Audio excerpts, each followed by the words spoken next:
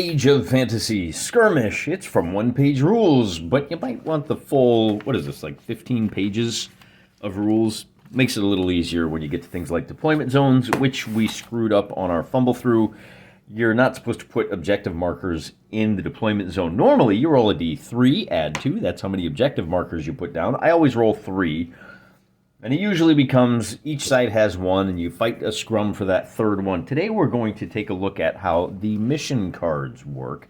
And there's a lot of different ways they work. First, let me show you what the mission cards are. They are things like outflank. If you have no enemy units within 6 inches of the center of the battlefield, you get a victory point, and then you put this in front of you. And we've got, what do we got here? Control objective marker number 1. If you control it at the end of the turn, you gain a victory point. You move that over. Each side is going to draw 3 cards. We'll take a look at those, and at the end of the turn, whichever card has the most points, they will score that card, pull it away, and then put a new one down. Whoever is losing at that point has the option of discarding a card that he doesn't like, he doesn't think he's going to be able to achieve that, and drawing a new card off the top of the deck. Now today we are going to be fighting the orcs versus the undead. The undead is the same force we saw in the last episode. We've got a royal champion. He is a caster 2.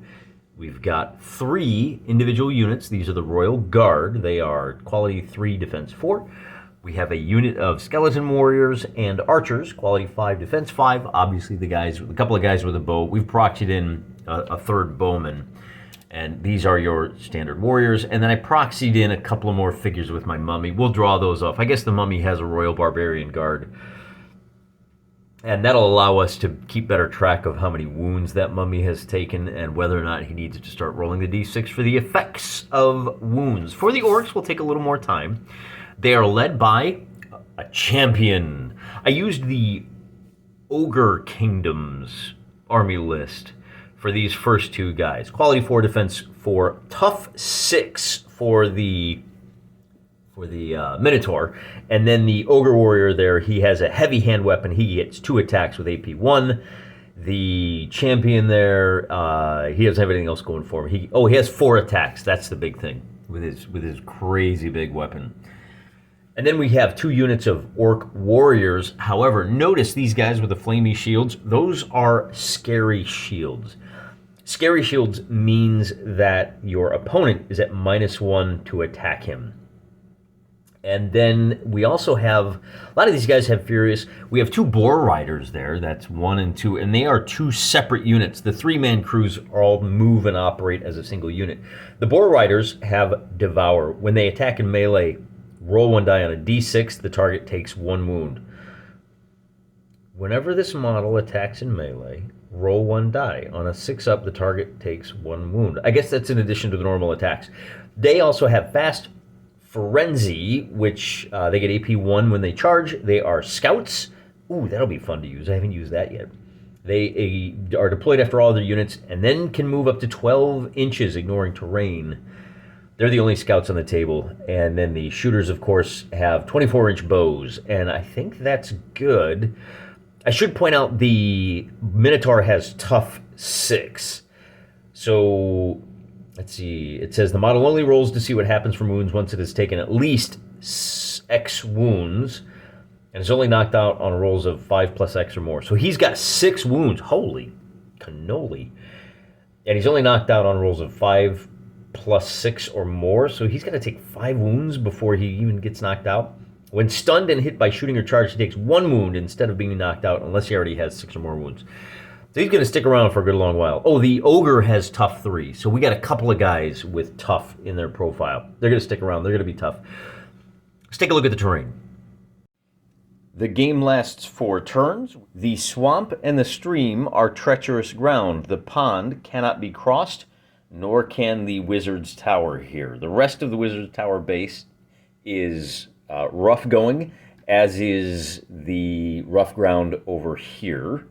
The walls cost 1 inch of movement to the difference with the walls is that you cannot charge across them. In order to get into contact to melee people behind the wall, you can only move 6 inches.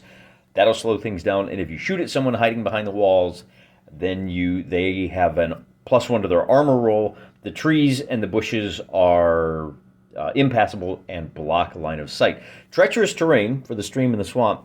When you move through it, you move at normal speed, but there is a 1 in 6 chance that you take a single wound as you cross. There is a ford here, there is a bridge here. That rule does not apply. That is considered safe ground. The next question is, who wants to go where for deployment? We deal the cards out first. So I'm going to cut the deck, and I'm going to take the top 3 cards, and these will be cards for the undead. They need to control objective marker 2. They need to control objective marker 5 at the beginning and end of the turn.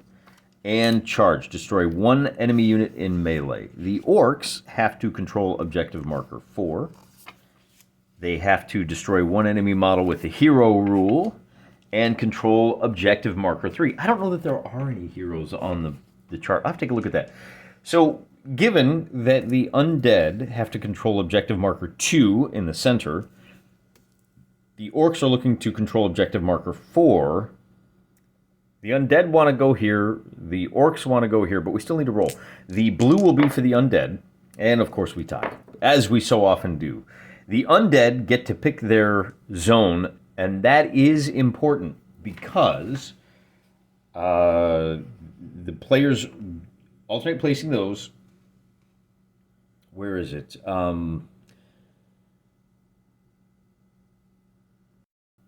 The undead must start deploying first. That means he gets to choose his deployment zone. Of course, he's going to take the near side of the table. So I'll put these over here. And already the game has changed. You do not get a victory point for seizing an objective. That is an optional rule that you can use. We're not going to use that. The 3 objectives, again, the undead have opted to play a defensive battle. The orcs have the objective of seizing 3 or 4 or destroying 1 unit with the hero model. The royal champion is a hero, and he's the only one that is. What does hero mean? Friendly units within 12 inches make morale tests using his quality and special rules as long as he's not stunned. So they either have to kill this guy, seize 3, seize 4. That's the only way they can score any victory points. For the undead, they have to either seize 2, hold 5 for a full turn. Now, they can't score any points off 5 on this first turn, or destroy 1 unit in melee. Shooting won't do it. You will notice that the deployment is archers over here for the undead, archers over here for the orcs. They're going to plant them safely behind this pond and just pepper number 3. They're going to protect number 3. They've got their boar riders, the very slippery fast guys. They're going to charge out and try to grab 3 in the first round. They've got their 2 sets of warriors here, and basically they're willing to expend their scary shield guys for control of the center of the battlefield with the ogre and their champion, and then we'll bring these warriors. Did I get it right? Yep, the 10 millimeter is sometimes hard to see. We're going to bring them up to number 1 because maybe we have to seize number 1 anyway. You can seize a victory marker, but you don't get any points for it. Unless, well, I mean, we'll have to see what happens. So again, the undead fighting a defensive battle, except that the boar riders have scout. They get to make a 12-inch movement after they deploy. They deploy last, move 12, then the undead get the first activation. After trading movement, the royal guards move 1 guy up, the boar riders move 1 guy up, the royal guard, the boar riders.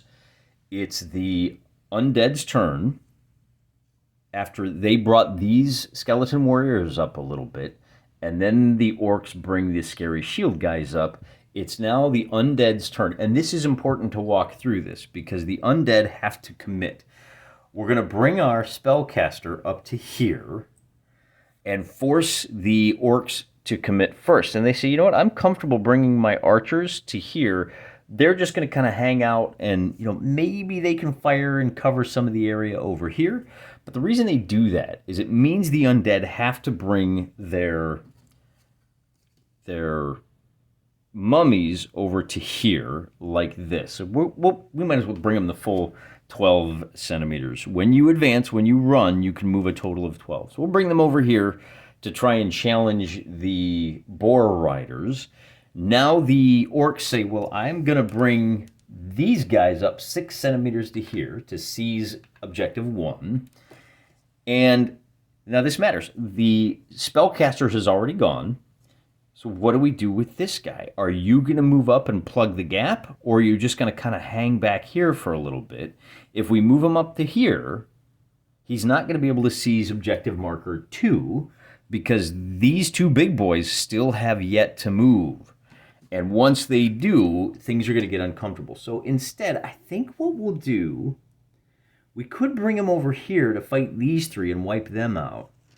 We really want to take advantage of our bow guys who have not activated yet, and we want to wait on that. Let's just bring him up to here until we see what happens. Who's going to come up first? And of course, the orcs will bring up the ogre next so that the undead can fire at the ogre. And this is where we have to make our checks.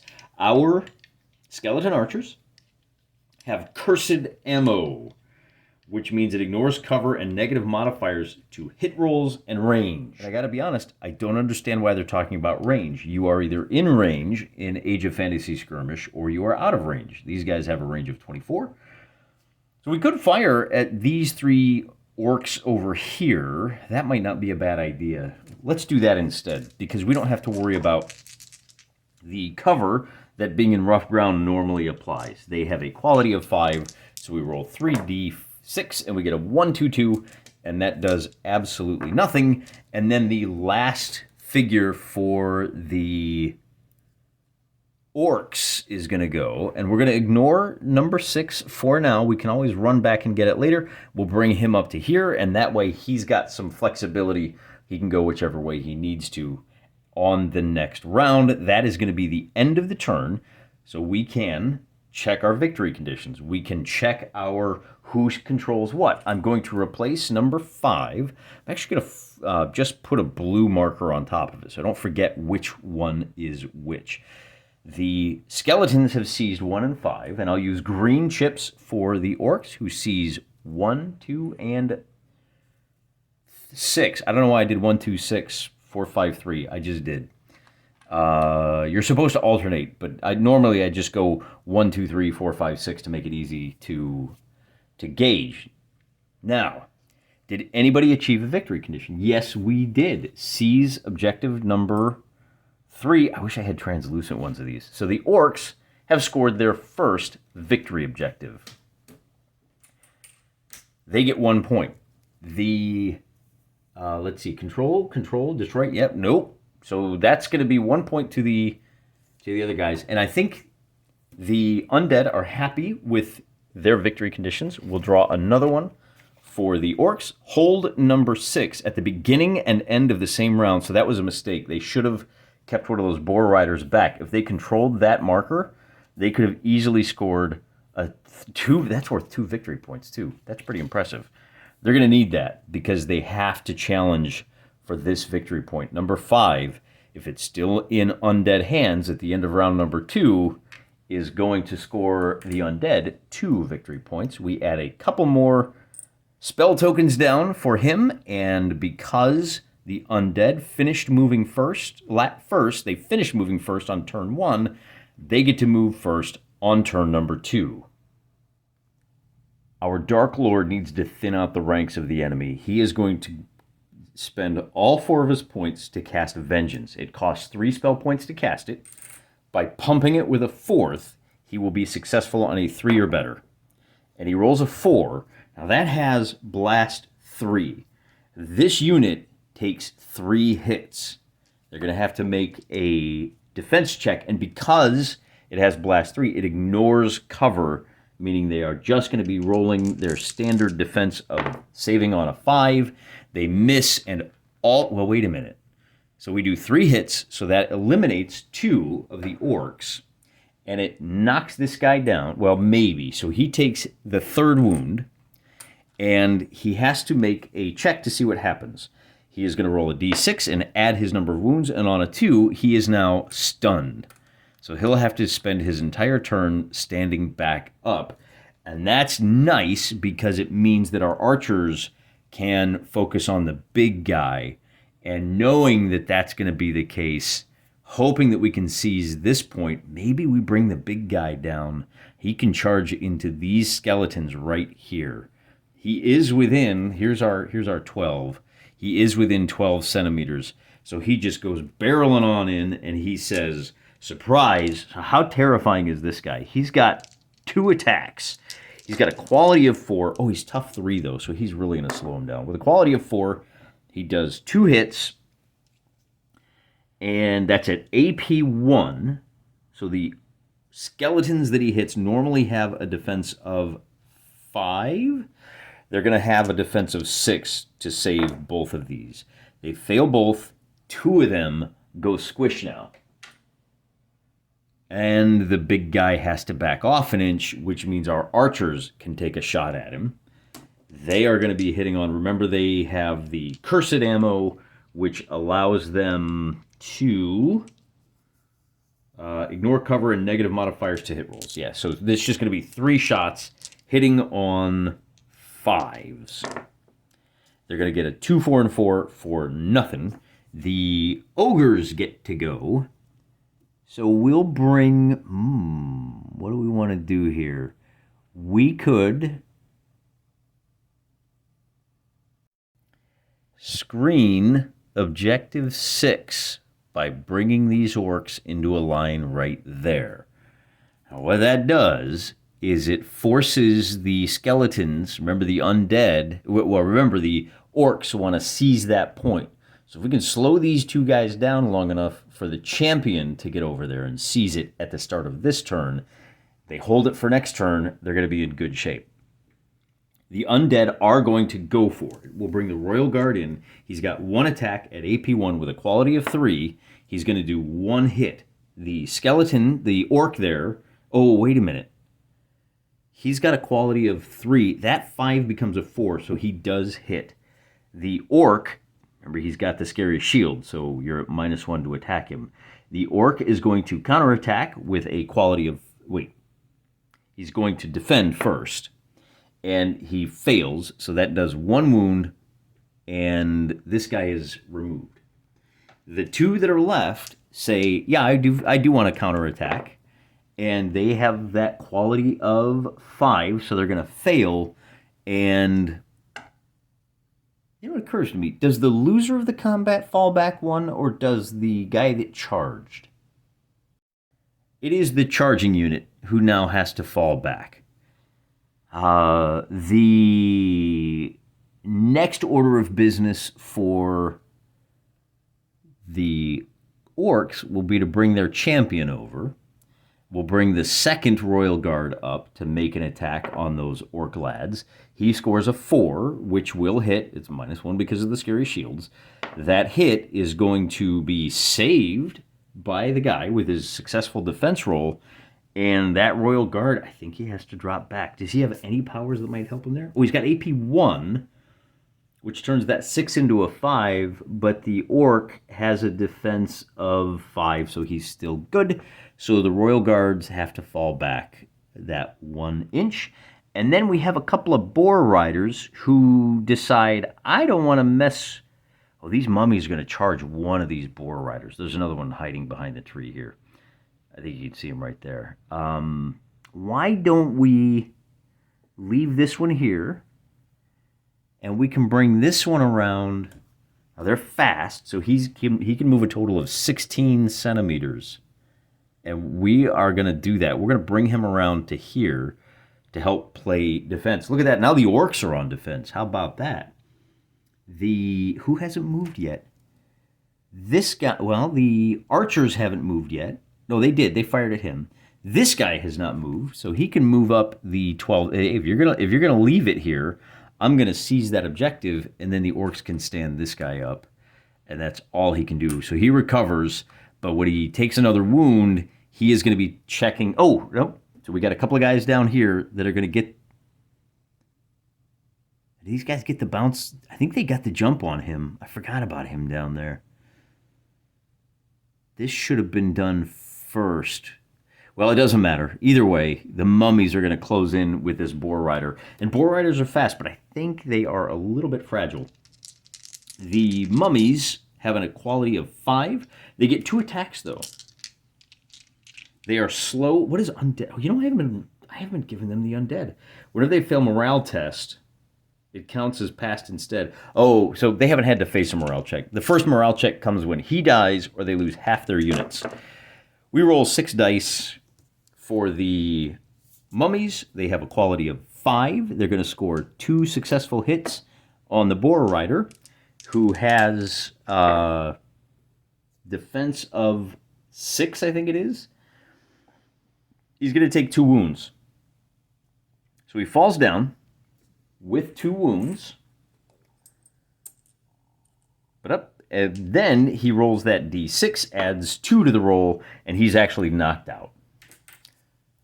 Because if you add the number of wounds you've got and you come up with 6 or higher, which he did, then it's curtains for you, see? But they haven't seized this point just yet. I think everybody that can have gone has gone. Oh, the archers haven't done anything yet. These archers can now, they were holding their fire. They have a range of 24 inches, which is, this is 24 inches right there. I'll put on the 6. So there you go. There's 24 inches. And they can take a pot shot at the mummies. Maybe the mummies should have waited to be charged. Live and learn. Look out, Dark Lord. The orc archers are fine. Oh, what is furious? I forgot about that too. When charging, hits from an unmodified 6 are multiplied by 2. Ooh. When the orcs charge, if they hit you with a 6, they do 2 points of damage. But this wasn't a charge. It was a simple shot. The 6 save with a 1 eliminates one of the mummy's bodyguards. So I pulled off, you couldn't see it. There was a third guy right here. So I pulled him off. Now we really are done. And it becomes, we got to check for victory conditions. The first thing that happens is this objective marker changes hands. This objective marker is claimed, and this one stays as it is. You need to have a guy within 3 centimeters of the marker, which the undead don't. All right, so that's the end of turn number 2. We check for victory conditions. Did the blue guys seize 4? Did they control objective marker 6 at the beginning and end? No. Did they destroy a hero? No. So no more victory points for the orcs. For the undead, I think I said that wrong. For the undead, they need to control objective marker 2. Oh, which they now do. Oh, we shouldn't have pulled all our guys off. I forgot about that victory point. So 1 victory point for the undead. I'll put the victory points that they've achieved over here. The undead over here, and the orcs over here. They get a new card, and their new objective is destroy 1 enemy unit for 1 point. If they get 3 units destroyed, they get 2 victory points. If they destroy 6 or more, they get 5 victory points. I think this is just throughout the game. They haven't destroyed any units yet. You have to eliminate all of the guys. If they can do 3 of those by the end of the game, that will net them 2 victory points. It gets even worse. Oh, wait a minute. Hold 5. They actually achieved this objective. They held 5 for 2 victory points. So we'll put that one up there. They still need to seize number 2, which I guess they already have. So if they control it at the end of this turn, they'll gain another victory point. The score for the game is now 1-2 to the undead. And we give our Dark Lord 2 spell points. Clear the table, and we're ready for turn number 3. The undead get to go. They're going to start by trying to destroy 1 enemy unit. That will guarantee them at least another victory point. The archers only need to roll a 5 to hit, and they whiffed on it. That's too bad for them. Our big boy is going to turn and charge at the leader. You go, Squish, now. Oh, we should not have left him so undefended. This game becomes a lot more fluid when you factor these cards in. The big boy has a total of 2 attacks. He is quality 4. And that's it for him. So quality 4, 2 attacks. He misses on both. Our Dark Lord is no slouch himself. He gets 3 attacks at AP 1. And yeah, okay. 3 attacks at AP1. He's got a quality of 3. He gets 1 hit. The big guy has a defense of 4. He's going to miss that one. He's going to take 1 wound, but that just forces him back a step. Because remember, he is tough 3, which means you don't roll to see what happens until he's taken 3 wounds. Okay, and he's only knocked out on a rolls of 5 plus 3, 8 or more. So yeah, there you go. So he's done. Our Dark Lord didn't like that, but he's relatively safe for now. So rather than deal with this guy, we're going to move. I feel like we should probably get our mummies out of there before they get pincushioned. Although on the other hand, if we move up to here, we could seize this marker. That doesn't do us any good, but it does deny them, and it doesn't deny them anything either. So a lot of interesting decisions to make here. A lot of interesting decisions. So we've gone here. We could bring him over to support. We could fight over there. Maybe we want to... Maybe we bring this Royal Guard. I don't know that we're going to be able to contest for that green. That's what we really want to do, isn't it? Yeah, let's see if we can knock this guy out. We're going to charge the Boar Rider with our Royal Guardsman. He's got 1 attack at AP1, and he hits on a 3 and does nothing, so he's got to fade back. We'll bring our swingy boys up. Oh, do we want our Boar Rider to take an attack? I forget that if the guys that survive can counterattack, and we don't. We're going to wait, because actually he can charge now. And that way, when our Boar Rider charges, he's got 2 attacks. And because he's got Devour, on a 6, the model takes a wound. So there you go. So the Royal Guard takes 1 wound. And because he has Frenzy, he's at AP1. And because he's... Is there anything else? Strider? Oh, he ignores difficult terrain. Wow, that's pretty good. He still gets 2 attacks, of which 1 will hit. And that's why we wanted to attack that guy and not... Oh, no, that's not Scary Shields. Anyway, we hit the Royal Guardsman. We've already done 1 wound. The Royal Guard will defend on a 4, but we still did 1 wound. So we roll to see what happens. Add 1. The Royal Guard is out of the game. Just like that. Now our Boar Rider can move 3 inches in any direction. Oh, that's interesting, isn't it? Which way do we want him to go? Do we swing him...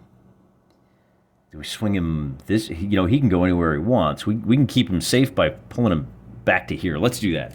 That way, this Royal Guard, when he charges these scary sword guys... wait a minute. Nope, he's only going to get 1 attack at AP1. And with a 3, he'll miss. These 2 guys with the scary swords will counterattack. Any other attacks they make this turn will be at... They are only hitting on 6s because they're tired. But we'll take the attack here. It doesn't do us any good. Oh, no, we should have waited to charge. Yeah, again, those guys are furious. So when you charge, you get that double hits on 6s, but we didn't. So anyway, the Royal Guard has to make 2 saves, and he will save both of those, and then he'll fade back. So we go ahead and say, yeah, you know what? I'm going to charge on our activation. We only get 2 attacks, but if we roll 6s, we got the 1. That means he gets AP1. Oh, and he counts as furious. That means this is 2 hits. For the Royal Guard to defend, he needs a 5 or a 6. So he saves 1, takes a wound. He's going to hit the dirt at a minimum, roll a d6, add 1. And all that does is it stuns him. And then they fade back, because they didn't eliminate him. But he can now be charged across, and he's not contesting for this point. If we can get over there, there's a victory point in it for us. The orcs can bring this guy up. Now, he can only move 6 centimeters. So is there any way to get him out of the terrain? There's not. All he can do is move up to the edge of the terrain. That being the case, we'll do just that. Now, he's only going to be able to move 6 centimeters next turn, too, but if he can get close enough to challenge, he may be able to deny the undead that victory objective. Our bowmen over here still haven't fired. Oh, but it's not their turn, is it? Who else? Our Dark Lord now says, you know what? I got a spell just for you. It's called Storm of Skulls. It costs 1 to cast, and I'm going to juice it by 1. So on a 3 or better, it's a successful cast. I got it. The Ogre takes 1 hit with AP 2. Normally he has a defense of 4. He needs a 6 to defend. He rolls a 4, as you saw before I knocked it over. He takes a 2nd wound, which isn't enough. And, you know, I'm kind of dumb. I probably should have backed him off. He may wind up getting stomped next turn. You can move 6 inches, you know, like to here maybe. At any rate, we have one last lone skeleton over here. Well, he went, and he's going to... Oh, so here's... The big guy is going to come try to smash that Royal Guard. The Royal Guard haven't been doing too good this time, have they? He's got a quality of 4. He gets 4 attacks. He's going to hit on 4s, so that's 2 successful hits with AP 1. The Royal Guard defends on a 5, and he defends both of them and says, yeah, I'm going to counterattack. I only get 1 attack, but it's worth it. That attack doesn't have any special rules. He does 1 hit to the champion, who is going to save, and then he's going to back off 1 centimeter, and that's enough that the orcs don't challenge for this chip. Everyone has now gone. We did our 3... I don't think we did our 3 shots over there. So I'm going to do those now. We get 1 hit from the orcs on the mummies. The mummies are not going to save, so that second... Man, I'm all thumbs today. Let's stand that back up. I'm playing Tiddlywinks instead of miniature war games. Redonkulous. And that's going to be the end of round number 3. Did anybody achieve any victory conditions? Did the orcs control an objective marker? Yes, they did. They get 2 victory points for that. This is number 6, which they controlled at the start and end. They're up to 3. I think they also controlled... They destroyed 1 enemy model, no, but not with the hero rules, so that's it for them. They get a new objective, which will be win a melee by 3 or more wounds. That'll be a tough one. The undead, did they destroy 1 enemy unit in melee? Yes, they did. Did they destroy 3 or more? I don't know yet. We'll have to check later. That's 1 victory point for them. Their new objective is control objective marker 1.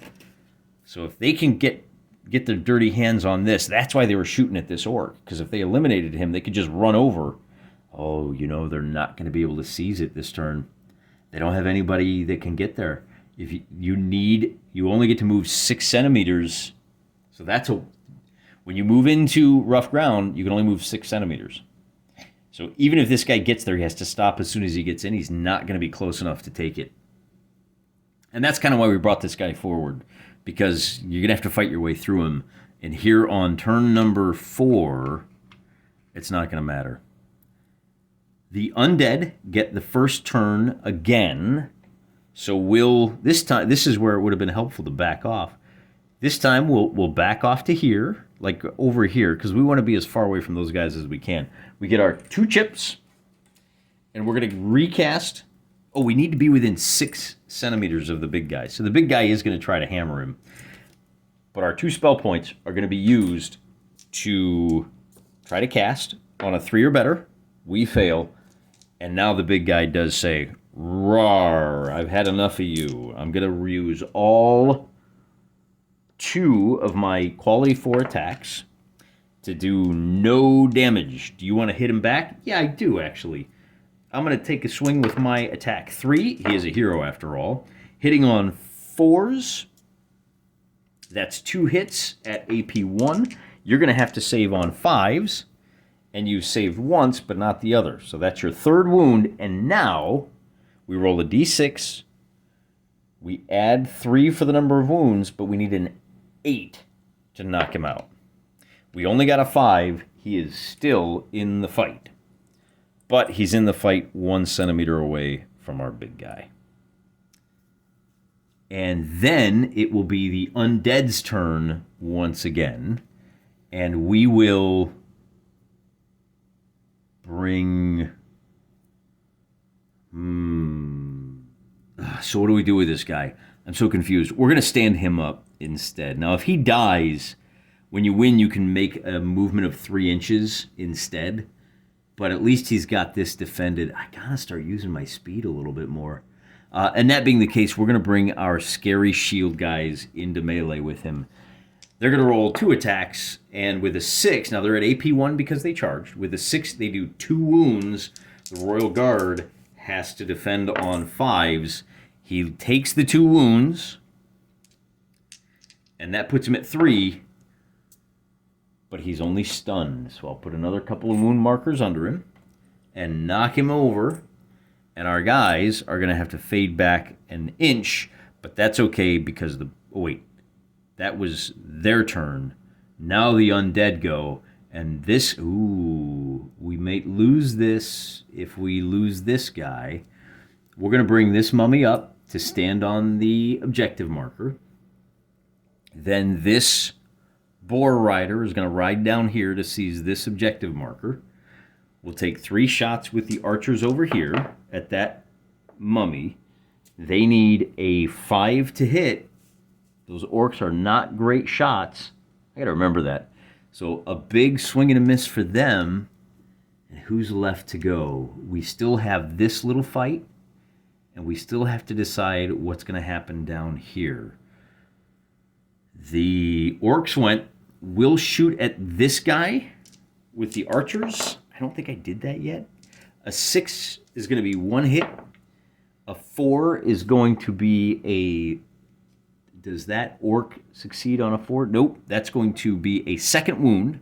Roll on the d6. That is going to eliminate him. So I think that might be another victory point, but we'll figure that out after we finish rolling the dice for this turn. Then we have the last guy to go on the orc side is going to be the big guy who will come screaming in and rolling all 4 of his attacks on that Royal Guard. He is hitting on 4s with an AP of 1. He does 2 hits. Does he have any other abilities? Nope, he's just a hero. Okay, so 2 hits. The Royal Guardsman is defending on 4s, but because of AP 1, he's defending on 5s. He saves both of them and says, yeah, well, you know, he might as well counterattack. He might, well, he's not going to get a stun out of it, unfortunately. So that is going to be a wound that is not blocked, but the Ogre Champion has tough 6. So you have to do an enormous amount of wounds to that guy before he even falls, has a potential of being stunned. So he does fall back, and that's going to maintain control of this objective marker for the undead. The last figure to go for the undead is going to be, and in fact in the whole game, is going to be this guy who decides to get on his horse and he wheels his way over here. He can get to there, but that's as close as he can get, and that's going to be the end of the turn. So this objective marker, number 5, is going to change hands. I don't know if that does us any good. Number 3 will also change hands. And I don't know if that does any good. Control objective marker 2. Yeah, so that's another victory point. Did we destroy 3? Did the undead destroy 3 Orcish units? They did not. They only destroyed 2. They destroyed the warrior unit, the archer unit. They didn't destroy the archer unit. It was just that one warrior unit and the boar rider. So they're going to get another victory point for that one. And then the orcs, did they seize control of victory marker 4? No, yeah, they should have flooded this zone. Did they destroy a hero? Did they win melee by 3 or more rounds? Nope, that's it. So the orcs are going to finish the game with 3 victory points. And the undead will finish with 1, 2, 3, 4 victory points. So the orcs... Did I switch sides? They controlled 5. Oh! Yeah, 3 for them, 4 for the undead, and the undead are going to win by just 1 victory point. Now let's take a look at what would have happened. If you get 1 point for each marker you control at the end of the game, it'd be 1, 2, 3 to 3, and the outcome wouldn't have been any different, but we might have played the game a little different. I kind of like this method of playing the game. Now, as we are playing solo, there are no secrets. I think it would be interesting to play this game where you yourself pick out 5 victory conditions. Don't tell your opponent what those victory conditions are. And then there's a bit of a guessing game with a little bluffing, like, look at how I'm going over here. Nope, yoink, I went over here and seized all of the victory objectives. You wouldn't show them until you'd earned them. And there's a lot of interesting things you can do with the victory markers like this. I might even take these objectives and import them whole hog into a game of fantasy Fistful of Lead. But I'm going to wait until I have one more episode that's going to go live as I record this, and I'm going to take a beating for forgetting some things, and then I won't forget them the next time I play the game on camera. Like I do on this game, too. If you see me doing anything wrong, correct me if I'm wrong. Check your rules on Age of Fantasy Skirmish. If you're firing beyond half range, do you have -1 to hit? I thought that was the case in the Regiments game, but I've read the rules like 3 times, and at least the version that I'm reading, which is version, does it say? By Gaetano Ferreira. Does it say what version it is? Yeah, version 3.2.0. For those of you keeping track at home, I don't know. Am I doing it right? Tell me in the comments. Till next time, I'm praying for you.